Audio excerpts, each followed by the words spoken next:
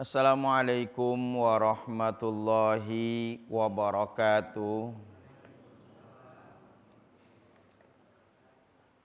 Innal hamdalillah wassalatu wassalam ala Rasulillah wa ala alihi wa sahbihi wa man tabi'ahu wa wala haula wala quwata illa billah. Amma ba'du, rabbis shrahli sadri wa yassirli amri wahlul 'uqdatam min lisani yafqahu qawli. Hadratil kiram, para alim ulama, sesepuh, tokoh masyarakat, pengurus masjid dan jamaah Masjid Al-Muhajirin yang insya Allah selalu saja kita berharap Allah menaungi kita dengan rahmat dan ampunannya.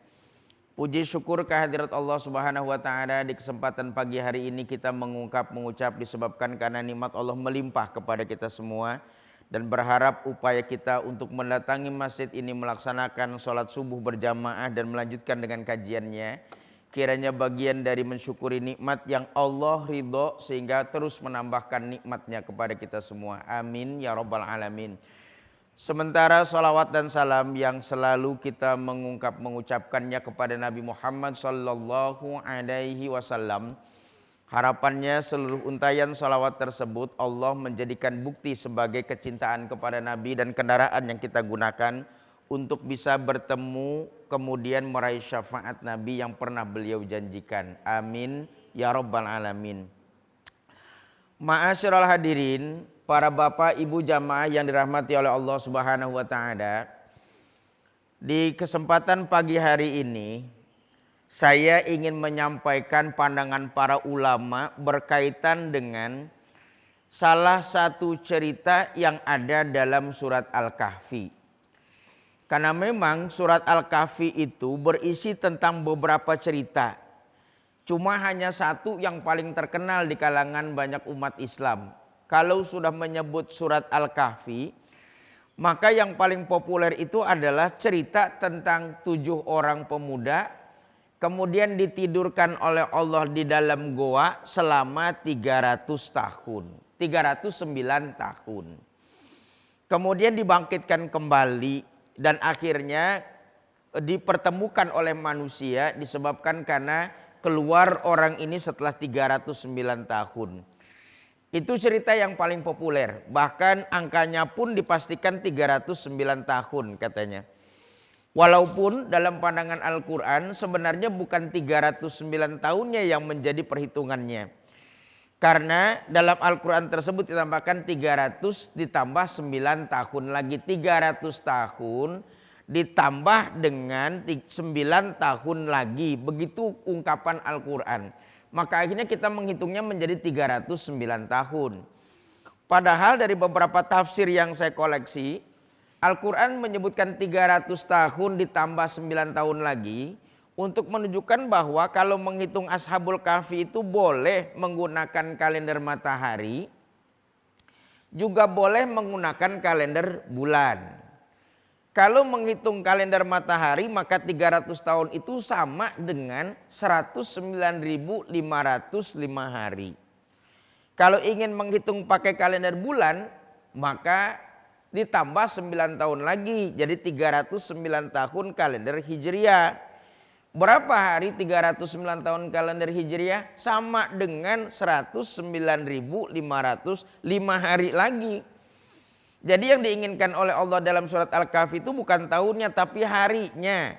Mau kamu hitung hari pakai kalender Masehi dengan hari pakai kalender Komariah akan sama walaupun tahunnya beda. Jadi boleh menghitung pakai matahari, boleh juga menghitung pakai kalender bulan.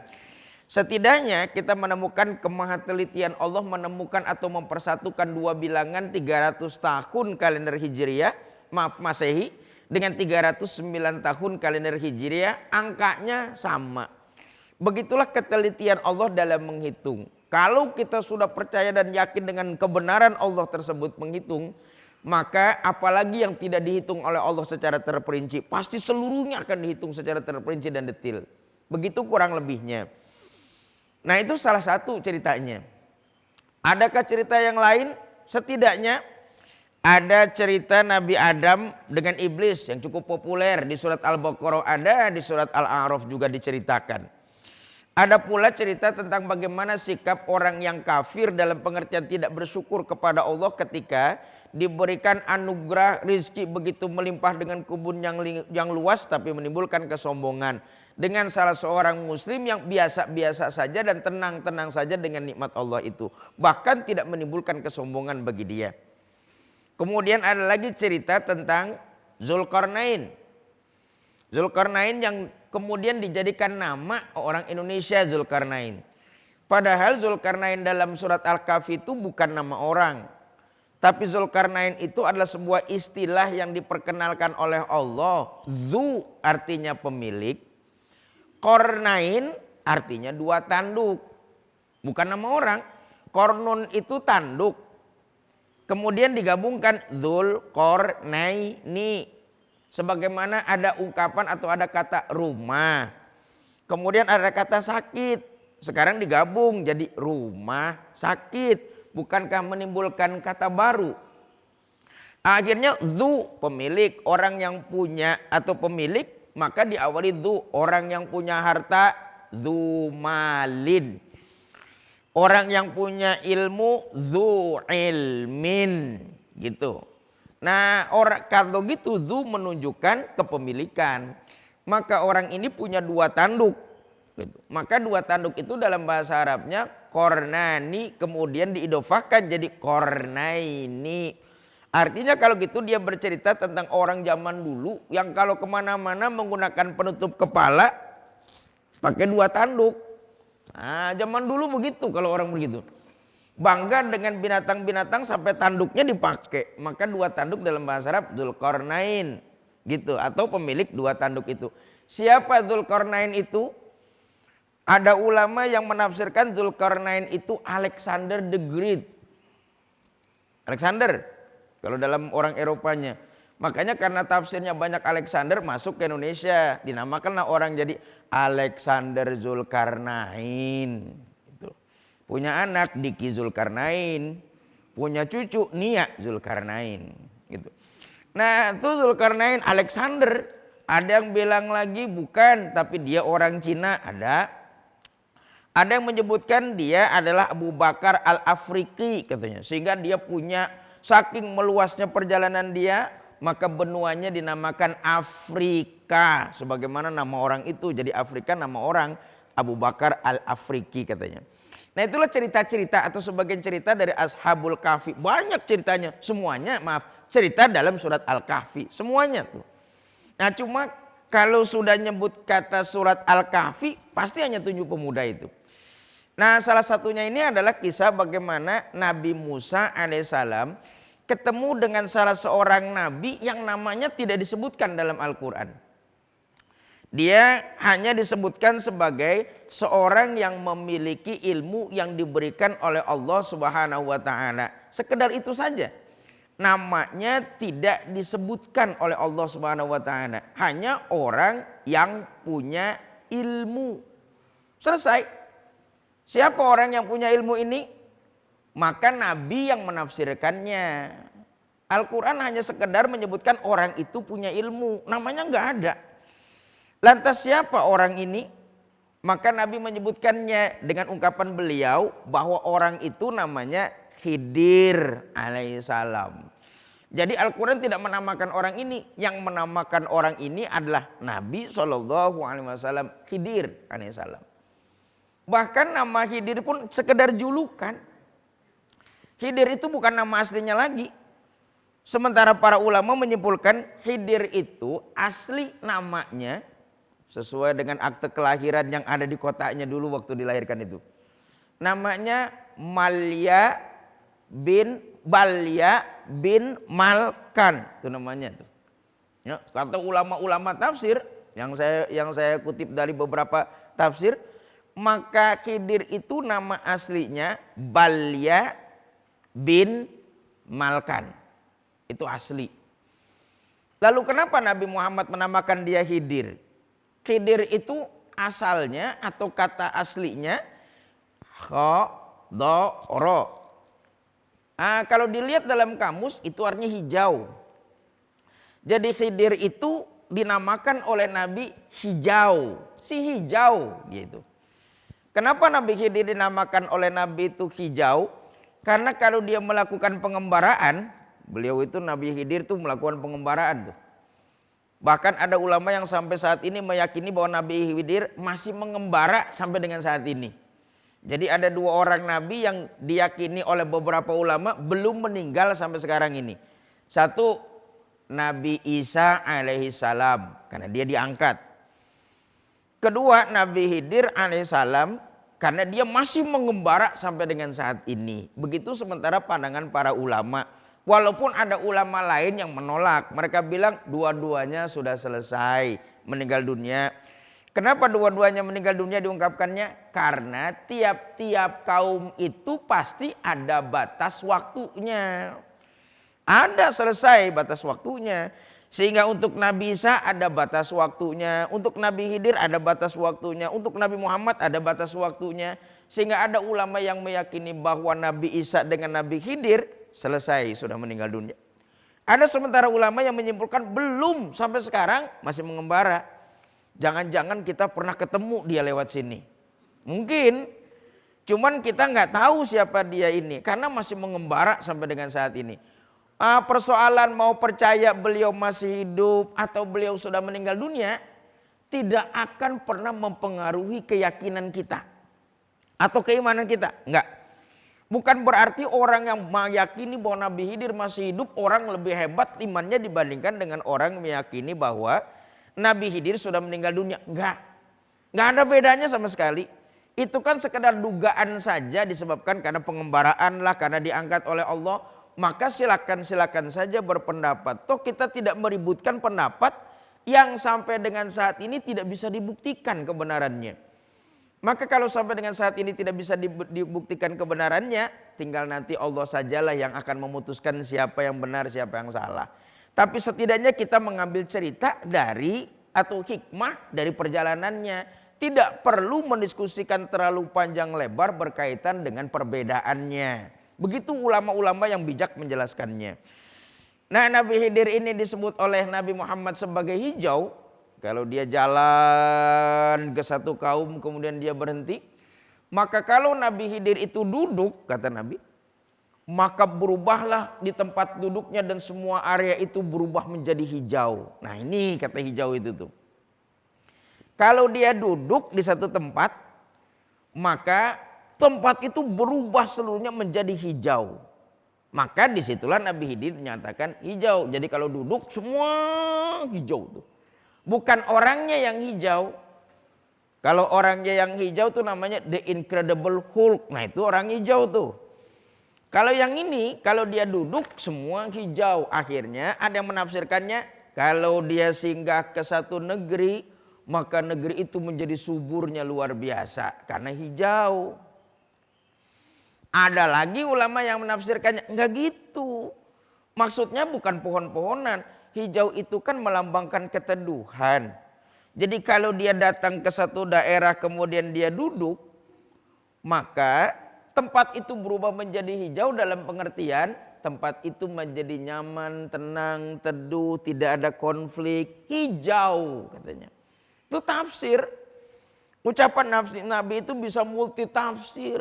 Ada orang yang baca hadis Nabi satu, maka hadis itu bisa ditafsirkan beragam di kalangan para ulama ini. Sebagaimana tadi saya sampaikan bahwa kalau dia duduk semua berubah menjadi hijau. Dimanain tumbuhan? Ada pula yang menyatakan bukan tumbuhan. Kalau dia duduk berdiam di satu tempat, maka penduduk tersebut merasakan ketenangan dan keteduhan ketika beliau hadir di tempat itu. Ada tafsir begitu. Makanya tidak bisa memutlakkan kebenaran sebuah tafsir. Hadisnya satu. Tapi pandangan ulama beda-beda. Makanya jangan suka ketika ngambil satu dalil kemudian merasa saya paling benar dalam dalil ini pandangannya. Nggak bisa begitu. Sementara kita ini saat ini kajiannya lebih mengarah ke sana. Kalau sudah pandangan saya ini begini, ada pandangan orang lain yang berbeda. Salah, saya yang benar. Selalu saja mengklaim kebenaran itu tuh. Padahal bukankah agama membuka luas perbedaan pandangan tersebut. Silakan pilih. Saya nih memilih ulama yang berpandangan kalau Nabi Khidir itu duduk di satu tempat maka berubah menjadi hijau. Hijau artinya dia duduk kemudian di tempat itu menjadi teduh, tenang, tanpa konflik. Gitu, kenikmatan tersendiri. Itu yang lebih saya sukai tafsirnya. Kenapa? Karena kiai saya dulu bilang, kalau gitu kalau kamu masuk satu kaum, kalau jadi ustadz atau kiai di tempat itu, kamu harusnya meneduhkan sebagaimana Nabi Khidir datang ke satu tempat meneduhkan, bukan bikin panas. Maka ustadz yang bagus katanya adalah ustadz yang bicaranya meneduhkan orang di tempat dia duduk. Jangan bikin orang jadi panas kalau kamu ngomong. Nah begitu semestinya memberikan keteduhan, bukan dengan orasi-orasi yang memancing emosi orang lain ketika pulang menjadi konflik dan menjadi satu perseteruan di masyarakat. Nggak gitu. Ucapanmu mesti memberikan keteduhan. Begitu Khidirlah masuk dalam satu tempat, maka tempat itu menjadikan tenang, nikmat, damai, aman. Layaknya sebuah suasana yang memiliki keteduhan disebabkan karena pohon-pohon yang hijau. Saya lebih memilih tafsir ini, gitu. Makanya mengupayakan bagaimana memberikan kajian yang sifatnya meneduhkan, bukan memancing panasnya orang atau menyalahkan pandangan orang lain. Nah, itu sekilas prolog Nabi Khidir. Maka kalau Bapak Ibu membaca surat Al-Kahfi sampai dengan ayat ke-60, mulai cerita itu ditemukan. Ceritanya dimulai dari firman Allah, A'udzubillahi minasyaitonirrajim, Bismillahirrahmanirrahim. Wa idz qala Musa li fatahu la abrahu hatta ablugha majma'al bahrain au amdiya huquba. Maka ingatlah ketika Nabi Musa, wa'idz, dan ingatlah ketika Muqala berkata, Nabi Musa alaihissalam li fatahu, kepada asistennya. Ada terjemah yang saya lihat li fatahu, kepada pembantunya. Ada terjemah yang menyatakan li fatahu, kepada asistennya. Nah, kalau Bapak pulang punya beberapa Quran, coba cek deh. Ada yang terjemahnya wa idz qala Musa li fatahu, terjemahnya ingatlah ketika Nabi Musa berkata kepada pembantunya. Yang lain bilang, dan ingatlah ketika Nabi Musa berkata kepada muridnya atau asistennya. Beda terjemah tuh. Ya, beda terjemah. Tapi tolong dicatat, bukan pemerintah intervensi terhadap terjemah ini. Kita sekarang kalau ada perbedaan terjemah langsung pemerintah intervensi, ganti supaya kalimatnya begini. Selalu aja kita begitu tuh. Padahal kalau Bapak Ibu mengkoleksi beberapa Quran, maka kita akan melihat ada perbedaan terjemah tuh dari dulu. Bukan sekarang. Ya selalu aja dari dulu perubahan-perubahan itu. Apalagi kalau Bapak Ibu melihat terjemahan kita tahun 60-an berbeda dengan terjemahan sekarang. Bukan ayatnya yang beda, terjemahnya yang beda.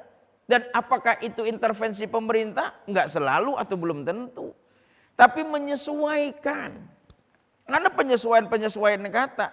Karena saat ini kata itu harus disesuaikan. Karena dulunya kata ini digunakan. Sekarang kata ini sudah kasar, tidak relevan lagi. Kalau kata dulu diterjemahkan demikian, orang dengan telinganya biasa-biasa saja. Sekarang kalau diterjemahkan begitu, telinga orang gak enak.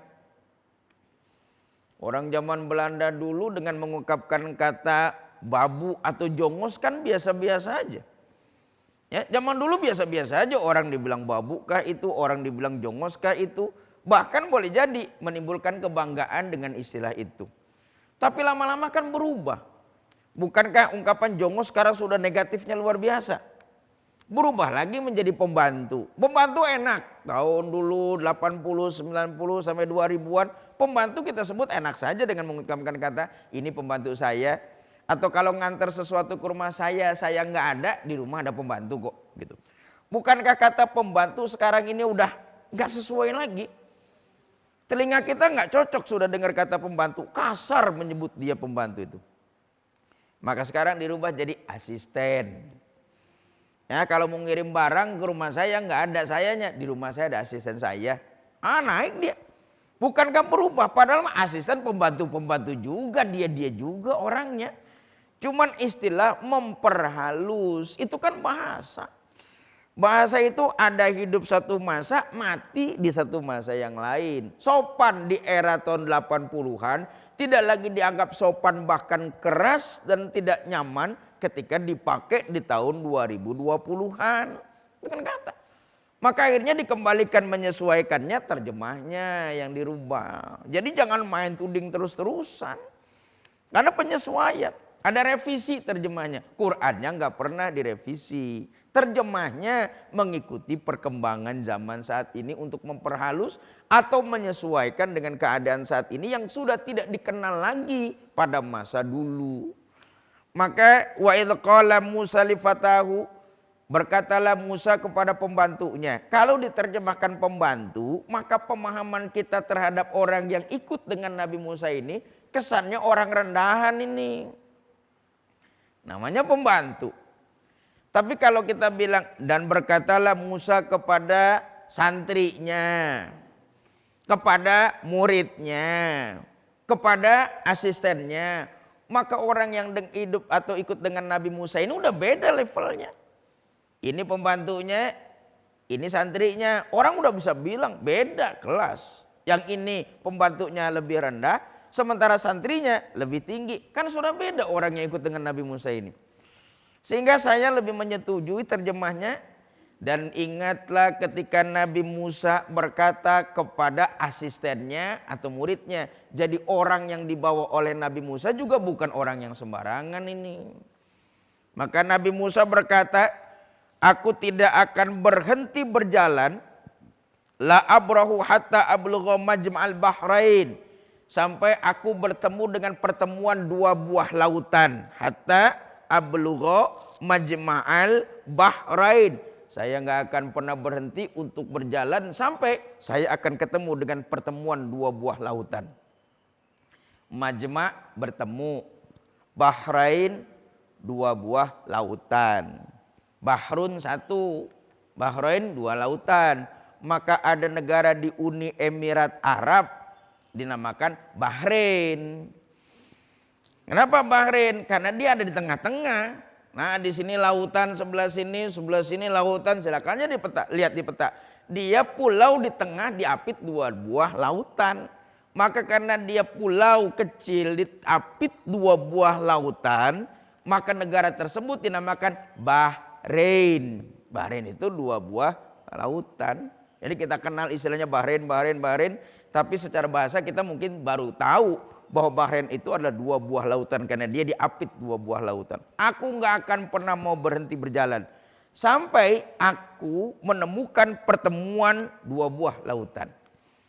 Kenapa Nabi Musa berjalan sampai dengan jauh bertemu dua buah lautan? Tidak diceritakan dalam Quran ini. Tapi Bapak Ibu akan menemukan alasan kenapa dia berjalan. Nabi Muhammad bersabda, nah ini dia namanya Quran ditafsirkan oleh Nabi. Nabi Musa ini kalau ditanya orang selalu dia jawab. Kan kalau Bapak Ibu lihat Quran selalu saja Nabi Musa ditanya oleh Bani Israel. Banyak pertanyaan Bani Israel kepada Nabi Musa alaihissalam. Ditanya Nabi Musa jawab. Ditanya Nabi Musa jawab. Ditanya Nabi Musa jawab. Selalu saja pertanyaan-pertanyaan tersebut dijawab segera, dijawab segera, dijawab segera. Apakah Nabi Muhammad tidak ditanya oleh orang lain? Ditanya. Tapi seringkalinya Nabi Muhammad ketika ditanya oleh orang lain, dia tidak langsung menjawab.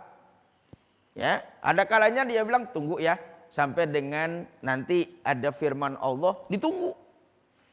Tapi kalau Nabi Musa, sementara ulama bilang kalau dia ditanya oleh orang lain, dia jawab. Tanya orang lain, dia jawab. Kalau Nabi Muhammad enggak, ditanya oleh orang lain, tunggu ya, saya nunggu jawaban dari Allah lewat Jibril. Bahkan kalau dia mau menjawabnya, beliau itu selalu saja dengerin orang nanya sampai kelar pertanyaannya, baru beliau jawab. Bapak lihat kalau dalam hadis, kalau Nabi Muhammad ditanya orang itu selalu saja begitu orang lain nanya sampai selesai, dia lihat muka orang tersebut nanya sampai puas, kelar, baru dijawab. Nah sehingga saya manut kepada ulama tafsir yang bilang begini, kalau kamu ditanya orang, biarkan orang itu puas dulu dengan pertanyaannya. Selesai, baru jawab. Jangan orang bertanya di tengah jalan kamu putus langsung kamu jawab. Meskipun kamu sudah tahu jawabannya pasti begini, tapi biarkan dia puas dulu nanya. Oke, baru jawab. Ya jangan kamu mentang-mentang kamu sudah tahu jawabannya, di tengah jalan dia masih tanya, nggak boleh, haram, nggak sah. Walaupun saya tahu, kan ada sementara orang yang ditanya itu orang belum kelar nanya udah dijawab, bahkan baru mangap doang udah bilang haram. Ya baru juga mangap, kemudian haram, nggak boleh, jangan gitu. Kurang etikanya. Saya tahu jawabannya ini nggak boleh. Cuman kalau dia belum berhenti bertanyanya, biar aja saya dengerin, saya catet dulu. Saya senyum-senyum aja. Saya udah tahu jawabannya surat sekian, sekian, surat sekian, sekian. Saya bisa jawabnya. Cuman saya menunggu dia sampai selesai untuk bertanya, baru sudah, dah jawab. Begitu Nabi itu kalau jawab, ya. Sehingga kalau Nabi Musa itu tanya, jawab, tanya, jawab, tanya, jawab, tanya, jawab. Sampai akhirnya beliau dalam tanda petik nih. Dalam tanda petik, bukan kata saya nih. Dalam tanda petik, ada ulama yang berkesimpulan bahwa Nabi Musa ini akhirnya sombong. Sehingga dia bilang, siapa di antara kita ini yang paling pintar? Yang paling tahu? Maka saya, Musa. Saya paling tahu di antara yang lain ini. Karena saking seringnya dia jawab. Siapa di antara kalian yang paling tahu? Saya yang paling tahu itu. Begitu. Akhirnya Nabi Musa ini ditegur oleh Allah. Jadi para nabi itu bukan gak dapat teguran, dapat ditegur oleh Allah. Cuman ketika dia ditegur oleh Allah, dia dengar, dia lurus. Tuh Nabi itu. Begitu mendapatkan teguran dari Allah, dia dengar, dia lurus. Nah ini maksumnya nih. Dengar, ditegur langsung, lurus seketika. Nah bedanya sama kita, ditegur,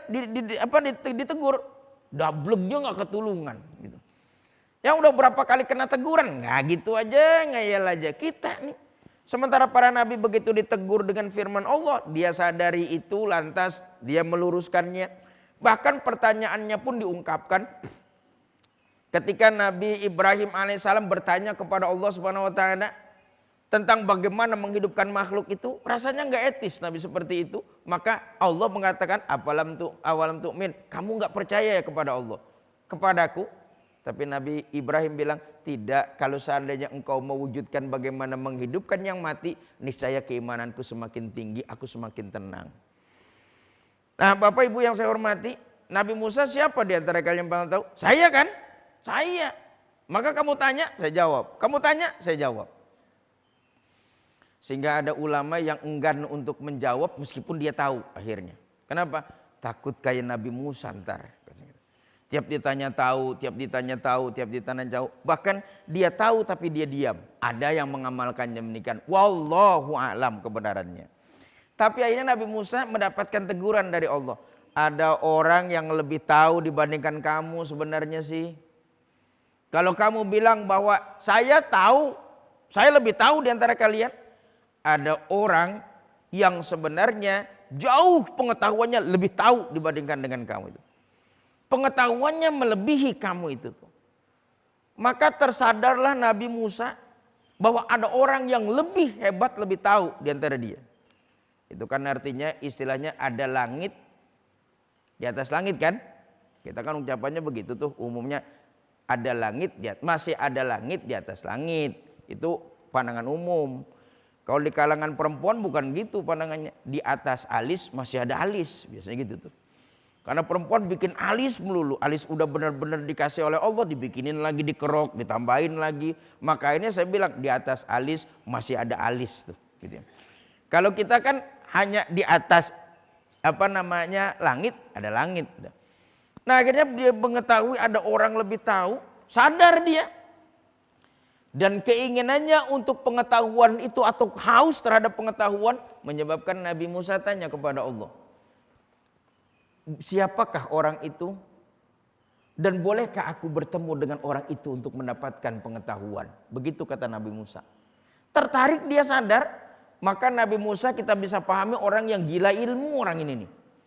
Sampai ketika ada orang lebih pintar, lebih tahu dibanding kamu. Ya Allah, siapa orang itu? Kalau boleh aku bertemu, di mana orang itu? Maka akhirnya Allah memerintahkan kepada Nabi Musa alaihissalam, berangkatlah kamu dari sini, terus berjalan sampai dengan pertemuan dua buah lautan. Jalan ke sana, cari dua buah pertemuan lautan itu. Maka Nabi Musa mempersiapkan perjalanan panjang karena diperintahkan oleh Allah untuk ketemu dengan dua buah lautan itu. Kalau saya baca tafsir-tafsir ulama, maka pertemuan dua lautan itu namanya Teluk Aqobah dengan Teluk Suez.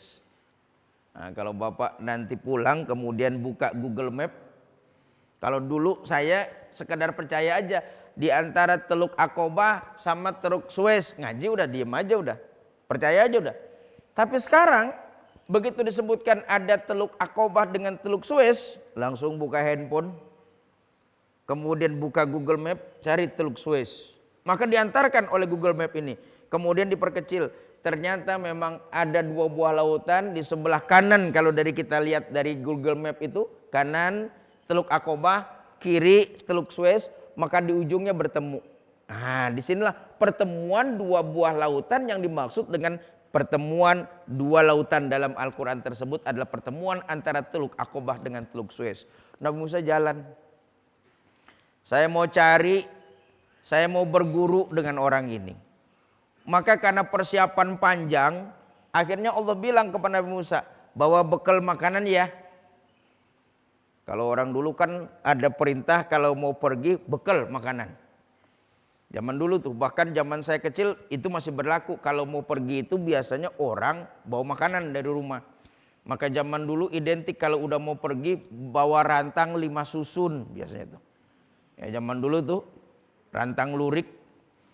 Kan 5 susun tuh. Zaman sekarang orang pergi udah nggak ada yang bawa rantang. Udah dari rumah bawa rantang, bawa termos. Kalau bisa bawa kasur, dibawa tuh kasur sama kompor. Ya gitu. Bawa gitu. Sampai bawa termos tuh. Seingat saya waktu kecil termos itu yang kecil tuh dari plastik. Dan kemudian kalau sudah mau pergi, karena kampung saya di Pandeglang, mulai dari terminal itu ada di lapangan Banteng sekarang tuh. Dulu terminal. Terus karena itu sudah pertengahan kota, dipinggirin ke Grogol. Saya masih ingat, sudah di Grogol, dipinggirin lagi sekarang di Kalideres. Jadi 3 terminal itu saya ngalamin waktu pergi sama bapak dulu tuh karena masih pakai bus. Kalau mau pulang kampung, udah bawa rantang, bawa termos. Termosnya diisinya air teh. Ibu saya tuh suka air teh. Enggak diisi air putih. Ketika saya tanya, mak kenapa enggak air putih pakai air teh? Kalau air putih suka enek di jalanannya, pakai yang ada rasanya air teh. Sedangkan kalau sudah dicelupin air teh, dalamnya kan ngedagleg coklat. Enggak bisa enggak bisa dibersihin. Maka itu termos udah coklat bener dalamnya tuh. Tenteng-tenteng gitu. Nah dibawalah itu, orang dulu pergi begitu. Kalau zaman sekarang orang pergi udah enggak zaman cerita ada orang pergi bekal dari rumah, kecuali orang dulu. Makanya kalau udah pergi sama ibu mertua saya paling repot itu. Kalau kita pergi udah selesai, yang penting bawa duit, jangan lupa bawa ATM sama handphone, udah selesai. Begitu sampai perjalanan kuliner lah, jangan makan bawa dari rumah. Kalau orang dulu, ibu mertua saya masih termasuk orang dulu tuh. Kalau udah dia besok ceritanya mau kita ajak pergi, malam ini dia bikin buras, bikin lontong.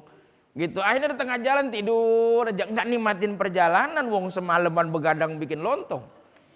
Gitu kan, kalau kita kan udahlah sampai Cirebon kita empal gentong. Gitu, sampai Tegal kita cobain sate balibul. Sampai Semarang mana kuliner sekarang orang pergi. Zaman Nabi Musa sama dengan orang tua kita dulu. Kamu melakukan perjalanan jauh ya bawa bekal kata Allah itu. Maka salah satu bekalmu itu adalah ikan. Kata Allah kepada Nabi Musa itu dalam tafsirnya. Maka bawalah ikan itu. Kalau suatu masa ikan itu pada saat kamu makan, dia hilang, meloncat. Dan mencari jalan menuju laut.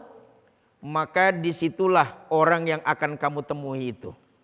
Sekali lagi nih, kalau kamu jalan, kemudian ikan itu yang kamu bawa, dia loncat, kemudian mencari lautan, maka kamu menemukan orang yang alim itu di situ dia. Namanya nggak disebutkan. Maka Nabi Musa siapin makanannya, bekal ikannya. Ikannya bekal buat dimakan. Maka bukan hidup dia. Ikan yang sudah dimasak. Persoalan dimasaknya kira-kira Pak dipepes apa digoreng? Saya nggak tahu, kitabnya nggak nyebutin. Kira-kira dipepes apa digoreng nih ikan ini? Kitabnya nggak nyebutin. Cuman Nabi Musa diperintahkan bawa ikannya. Akhirnya ketika Nabi Musa itu jalan sampai sudah dia lelah luar biasa, dia perintahkan kepada santrinya ini nih, asistennya, kayaknya perjalanan kita ini sudah cukup jauh, kita sudah istirahat tadi di sebelah sana, sekarang kita jalan lagi, kita udah cukup jauh. Ya, buka makanan kita ini, kita makan di sini. Itu kata Nabi Musa ini, buka bekalnya. Begitu buka bekalnya, maka saat itulah santrinya bilang, wahai Musa, saya lupa ngasih tahu. Kenapa? Waktu kita istirahat di sebelah sana dekat batu, itu ikan loncat di situ. Terus dia jalan gitu. Saya dulu ngedenger cerita ikan itu loncat terus kemudian jalan ke laut, sampai dulu tuh sebelum saya ngaji ini nih, masih bingung itu ikan loncat jalan ke laut, kan udah dipepes gitu. Kenapa bisa jalan gitu? Ya. Aneh terjemahnya kalau Bapak Ibu lihat ayat 60, 62, 63, aneh terjemahnya. Ikan itu kemudian meloncat dan mencari jalan dia ke lautan. Aneh. Saya ngaji, aneh. Kok bisa begitu? Maka kiai saya bilang apa? Kamu nggak perlu aneh. Kenapa nggak perlu aneh? Jangankan kamu, santrinya aja bilang aneh. Kata gitu. Ya yang bawa ikan itu. Saya bingung. Ikan itu meloncat. Terus kemudian dia jalan ke laut. Saya lupa ngasih tahu. Tidaklah yang melupakan saya itu kecuali setan. Kata asistennya ini. Saya dilupakan oleh setan untuk memberikan informasi kepada engkau. Dia nyalain setan tuh. Ya, makanya dari zaman dulu setan abis disalahin sama orang terus tuh. Ya, pokoknya kalau kita salah gara-gara setan. Udah paling enak udah. Kalau salah gara-gara setan. Kenapa kamu judi? Saya digelincirkan setan. Kenapa kamu mabuk? Saya digelincirkan setan. Selalu aja setan jadi kambing hitam. Makanya pada saat hari kiamat setan udah panas bener karena disalahin oleh orang-orang di neraka. Sampai setan itu bilang, aku memang menggoda kalian. Tapi bukankah kalian yang melakukannya? Bukan saya. Saya mah cuma nyaranin doang. Kan situ pelakunya. Maka falatamu talumuni, jangan kamu salahkan aku dong. Salahkan diri kalian sendiri. Jadi setan pun pada hari kiamat akhirnya menyatakan jangan salahkan aku. Makanya jangan sering-sering nyalahin setan. Saya ngaji tentang setan itu dari jengkel berubah jadi kesian sama setan itu. Dulunya jengkel, sekarang kesian, disalahin lagi, salahin lagi, salahin lagi. Kapan kita merasakan salah pada diri kita sendiri? Kita ngantuk nih, saya ngantuk. Kenapa Pak ngantuk? Aduh lagi ngaji, kemudian ngantuknya luar biasa, digoda setannya luar biasa sampai ngantuk begini. Kita ngantuk aja setan salah tuh. Ya, jangan-jangan sepeda kita hilang di luar juga setan yang gondol kayaknya sih. Semua setan. Padahal ngantuk itu bisa jadi karena bawaan kita sebenarnya sih. Bukan setan. Makanya kalau ada pengemudi yang melakukan perjalanan cukup jauh, kita kan bilang, tidur, banyakan istirahat, ntar ngantuk. Tapi si pengemudi itu ngeyel, tetap aja biasa aja nggak ada istirahatnya. Begitu dia bawa kendaraan, bukankah akhirnya dia ngantuk dan yang terjadi adalah tabrakan? Apakah setan yang ganggu? Kan enggak, disebabkan karena kita aja, tubuh kita ini udah mulai lemah, rasa kantuk pun muncul, kita diperintahkan istirahat. Jangan salahin setan. Termasuk ketika kita ngaji nih, kita ngantuk, jangan salahin setan. Ya, salahkan diri kita sendiri sebenarnya sih, tidak selalu setan yang goda kita. Gitu selalu aja kalau udah pengajian terus mau ngantuknya luar biasa Pak kalau udah ngaji tuh. Makanya kalau pengen ngantuk paling enak datang ke pengajian, insya Allah ngantuk enak bener itu. Ya. Nah Bapak Ibu yang saya hormati, bahwa Nah baru mau dimakan dia bilang, saya dilupakan oleh setan untuk menginformasikan engkau ya Musa. Ikan itu turun kemudian dia jalan mencari laut jalan itu. Maka si asisten ini bilang kepada Musa, itu sesuatu yang ajaba dalam bahasa Al-Qur'annya. Dia bilang ajaba, sesuatu yang ajib. Kata si asisten kepada Nabi Musa, syai'an ajaba, sesuatu yang ajibnya luar biasa. Maka ajib itu adalah sebuah peristiwa yang membuat kita terpukaunya luar biasa. Bahasa Arabnya ajib. Kalau banyak banget yang ajib, jamaknya ajaibi. Ajib itu singlenya. Jamaknya ajaibi. Kemudian masuk dalam bahasa Indonesia ajaib. Gitu.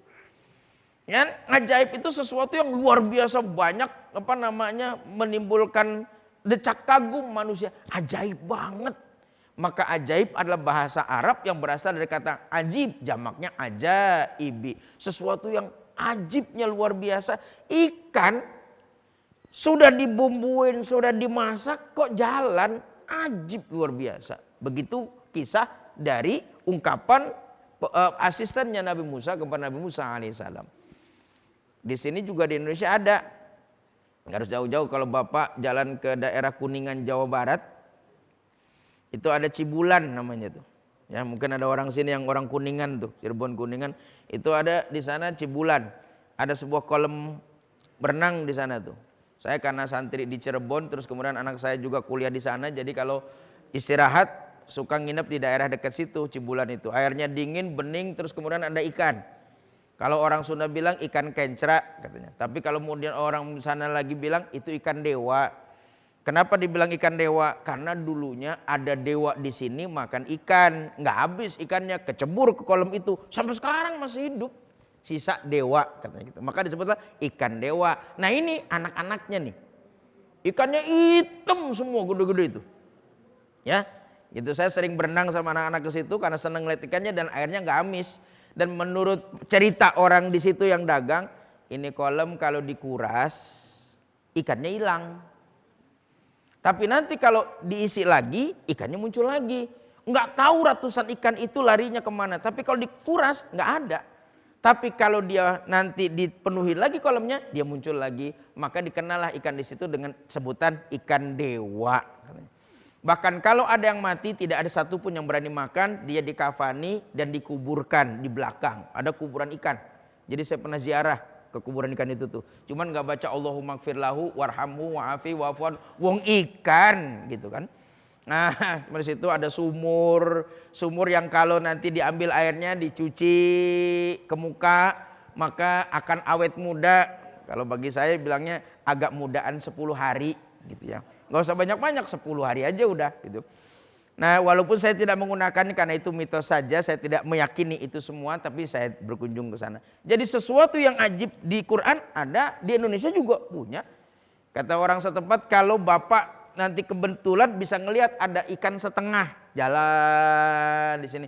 Itulah ikan yang dulu dimakan dewa sampai sekarang masih hidup. Wallahu alam kebenarannya. Tapi itu cerita yang ada. Maka sesuatu yang ajibnya luar biasa. Ikan itu jalan. Maka kata Nabi Musa, kalau memang ikan itu jatuh dan mencari jalan ke laut, berarti orang yang kita cari ada di situ. Balik lagi. Orang itu nungguin di situ. Maka berjalanlah Nabi Musa alaihissalam dan bertemulah dia dengan seseorang yang kemudian diistilahkan dengan Nabi Khidir alaihissalam, yang dalam nama aslinya menurut pandangan ulama Balya bin Malkan. Orang ini Al-Quran menyebutkannya, Allah bilang dia mendapatkan ilmu dari sisiku.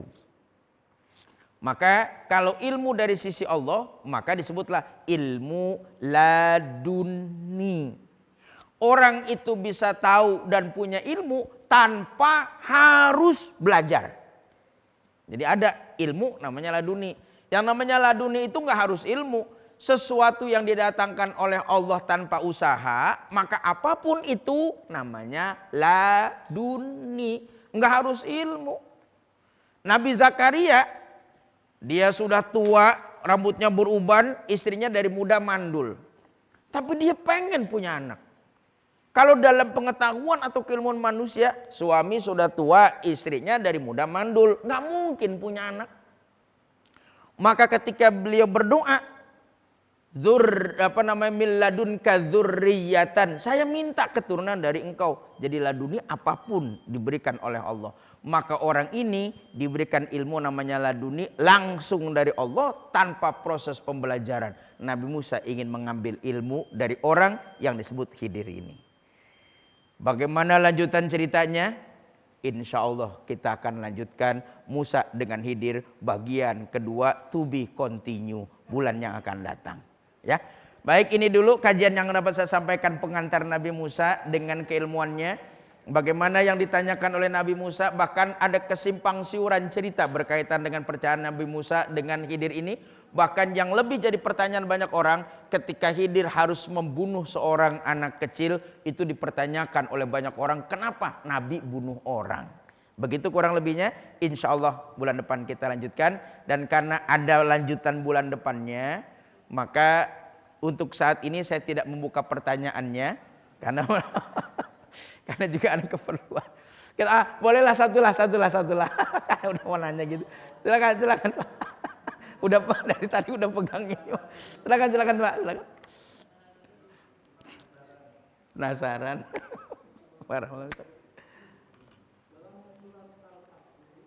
Suaranya nggak keluar, wirelessnya. Ada yang lain cadangannya? Ada. Baik, silakan Pak. Biar maksudnya kalau pakai wireless kan biar ibu-ibu juga dengar pertanyaannya. Nah,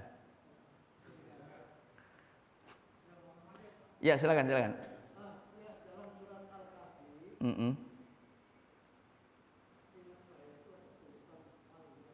Wal yatalato.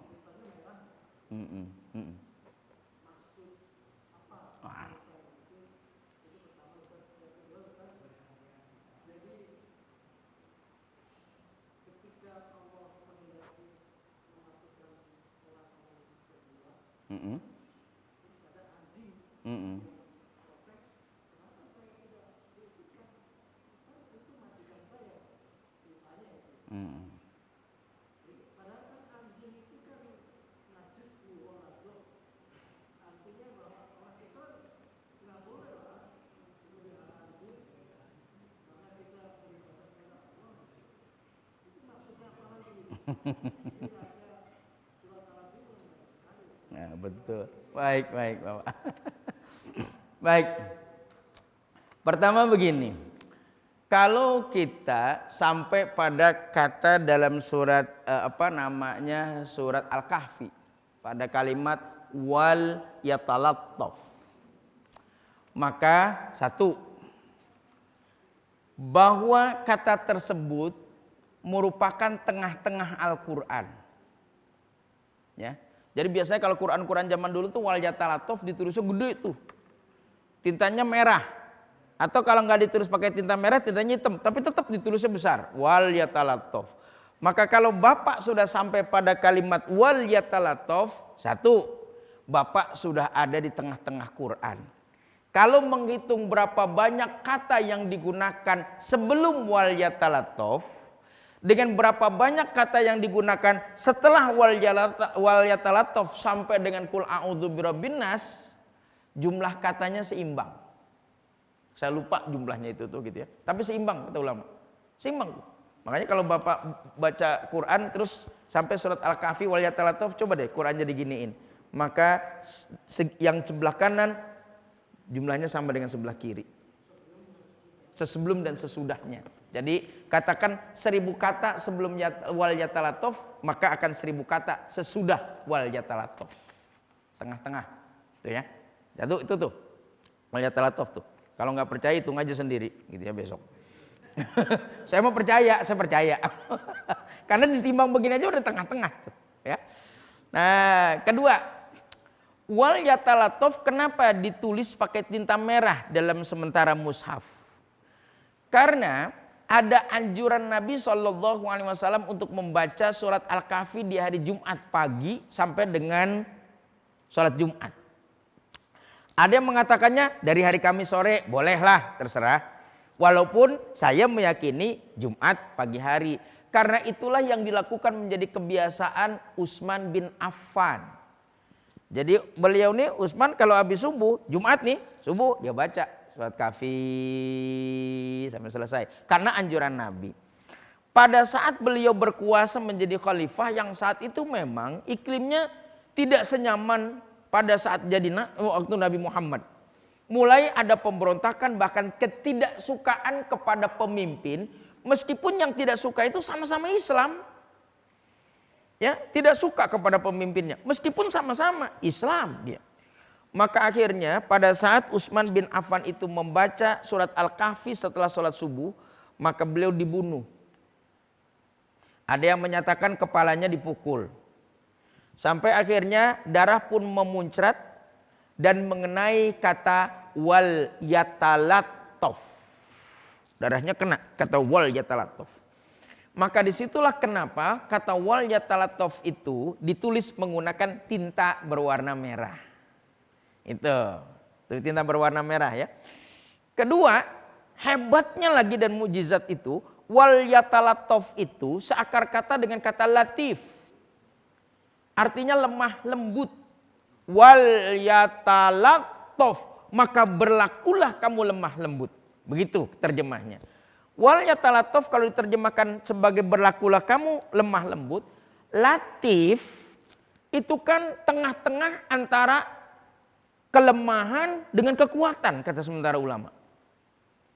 Antara ketakutan dengan keberaniannya luar biasa. Tengah-tengah. Tengah-tengah. Jadi enggak takut-takut banget tapi enggak berani kelewat keberani. Gitu. Dia tengah-tengah. Ya. Maka akhirnya Al-Quran bilang berlakulah kamu lemah lembut ya. Lembek-lembek banget jangan. Keras-keras banget juga jangan.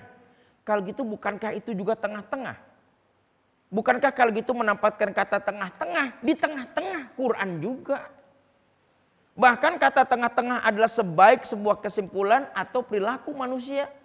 Bukankah Nabi juga bilang khairul umur ausatuha, sebaik-baik perbuatan ataupun sebuah peristiwa atau segala macam perbuatan, maka yang paling bagus itu tengah-tengah kan? Jangan berlebihan sekali, jangan pula kekurangan. Ibadahlah kamu jangan terlalu berlebihan tapi jangan pula kurang. Bukankah kalau gitu luar biasa? Sikap umat Islam yang seharusnya adalah jangan terlalu keras tapi tidak juga terlalu lembek. Tengah-tengah dalam bersikap karena sebaik-baik urusan ada di tengah-tengah. Itu kalau Bapak menanyakan wal yatalattof. Kedua, sementara saya baca ada tafsir yang menyebutkan anjingnya itu tinggal di depan pintu gua, tinggalnya di gua. Orangnya di dalam. Gitu. Maka ada sebuah tafsir anjing itu protes. Kenapa saya ditaruh di luar? Kenapa orangnya tidur di dalam? Tafsir. Al-Quran tidak menyebutkan demikian. Al-Quran hanya menyatakan dan 7 orang pemuda itu ada di dalam gua sementara anjingnya ada di depan pintu gua. Hanya sekedar itu. Lalu ada mengaitkan kenapa anjing itu di luar? Itu kan najis mughalladhah, najis beras makanya dia di luar. Begitu kesimpulannya. Tapi yang menyatakan bahwa najis anjing itu mughalladhah setahu saya hanya mazhab Imam Syafi'i. Sementara 4 mazhab besar lain enggak, dia biasa-biasa aja. Imam Syafi'i memandang hadis itu mughalladhah najis itu mughalladhah disebabkan hadis. Hadisnya begini, kalau ada tempat makanmu dijilat anjing, maka basuhlah 7 kali basuhan ditambah 1 kali menggunakan tanah. Kira-kira berat nggak najisnya? Berat kan? Wong 7 kali disiramnya, pakai tanah pula. Kalau gitu berat najis itu. Kata sementara ulama lain, hadisnya emang begitu, tapi itu bukan berat namanya. Coba perhatikan teksnya. Kalau tempat makanmu dijilat anjing, maka basuh sampai 7 kali, satunya pakai pasir. Kan tempat makanmu dijilatnya. Coba kalau anjingmu menjilat tembok, apa kita basuh 7 kali? Kan tembok bukan tempat makan. Bukankah itu juga pandangan ulama? Tempat makan. Tempat makan kita dijilat anjing, tentunya kita akan membersihkannya lebih daripada yang lain kalau dijilat anjing. Kalau ban mobilmu dijilat anjing, kira-kira kita pakai pasir nggak kira-kira nih? Kan ban mobil. Nah kalau gitu dari teks itu menimbulkan pandangan para ulama yang beda. Karena zaman dulu orang kalau punya tempat makan nggak banyak kayak kita. Orang di Arab itu tidak banyak mengoleksi tempat makanan, beda dengan Cina katanya gitu. Mereka punya tempat makan cuma satu. Jadi kalau yang satu itu dijilat anjing, maka perhatikan tempat makanmu ya. Bersihkan lebih daripada yang lainnya. Sampai basuh dia 7 kali, sampai kemudian pakai pasir. Pasir adalah sebuah upaya untuk menjadikan tempat tersebut menjadi kesat lagi. Bahkan kalau kita zaman dulu pakai abu gosok, ya sekarang udah nggak ada tuh. Karena abu gosok sudah digantikan oleh produk-produk sunlight dan segala macamnya. Tapi dulu pakai. Nah kalau gitu ulama bilang enggak najis, cuman perhatiannya besar. Makanya di Arab banyak orang yang miara anjing dan biasa-biasa saja, tidak seperti kita. Paham Imam Syafi'i mendominasi di Indonesia karena dia masuknya pertama kali ke Indonesia. Setiap yang pertama pasti jadi brand. Bapak kalau beli air minum di jalanan, kemasan, pasti tanya ada aqua enggak? Nanyanya aqua, padahal dikasihnya RON 88. Nanyanya aqua, ya kan? Kalau seandainya pengen yang manis-manis dikit, ada teh botol enggak? Padahal dikasih es tea bukan teh botol. Minum aja tuh. Kalau gitu dia jadi brand pada saat itu. Imam Syafi'i masuk ke Indonesia dan menjadi karakter bangsa ini. Sehingga akhirnya pahamnya itu najis mughalladhah. Boleh kita mengikuti Imam Syafi'i? Boleh. Tapi tidak menafikan pandangan yang lain. Saya mengikuti pandangan Imam Syafi'i yang menyatakan itu najis mughalladhah tapi tidak menafikan pandangan orang lain. Jadi saya tidak sependapat kalau anjing itu di luar dikatakan najis mughalladhah sebab anjing dipakai untuk berburu. Maka disebut ada kalbusoid, anjing yang dipakai untuk berburu. Bukankah kalau gitu kita pakai dia bersentuhan? Bahkan kalau pakai anjing untuk berburu, kalau nanti dia berburu kemudian menggigit, kamu temukan, maka gigitannya itu buang, berikan kepada anjingnya. Yang sisanya boleh kita makan, yang digigit saja, kasih ke anjingnya. Begitu tulisan kitab-kitab fikih zaman dulu. Kalau saya bilang kasih ke anjingnya, ya bener lah. Dia udah capek-capek ngubur, masa nggak dapat jatah? Kasih. Gitu, bagian yang gigit itu untuk dia, sisanya kita. Bukankah kalau gitu Islam membenarkan berburu menggunakan anjing? Begitu kurang lebih Pak. Ya. Rasanya satu pertanyaannya hari ini insya Allah dikumpulkan untuk dipertanyakan di bulan yang akan datang atau didiskusikan di bulan yang akan datang. Demikian, terima kasih atas undangannya. Wallahu a'lam bishawab. Wassalamualaikum warahmatullahi wabarakatuh.